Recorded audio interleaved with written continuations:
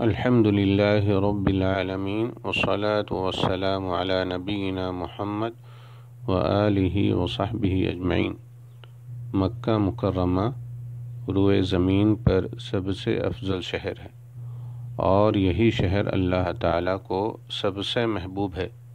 اسی شہر میں اللہ تعالیٰ نے اپنے سب سے افضل رسول محمد صلی اللہ علیہ وسلم کو پیدا فرمایا، اور اسی میں آپ صلی اللہ علیہ وسلم کو مبعوث فرمایا۔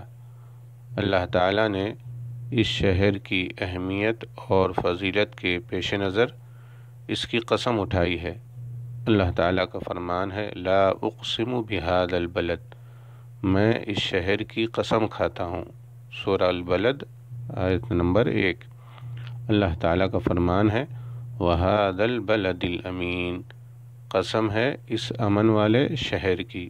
سورہ التین آیت نمبر 4۔ رسول اللہ صلی اللہ علیہ وسلم شہر مکہ کو مخاطب کر کے فرماتے ہیں، واللہ انکی لخیر ارض اللہ واحب ارض اللہ الی اللہ ولولا انی اخرجت منک ما خرجت۔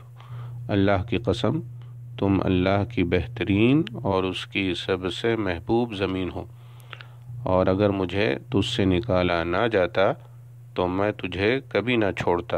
رواہ الترمذی۔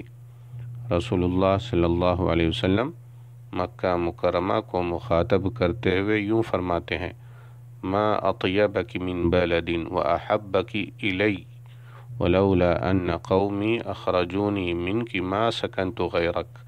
تو کتنا اچھا شہر ہے اور مجھے کتنا محبوب ہے، اور اگر میری قوم مجھے تجھ کو چھوڑنے پر مجبور نہ کرتی تو میں تیرے علاوہ کسی اور زمین پر سکونت اختیار نہ کرتا۔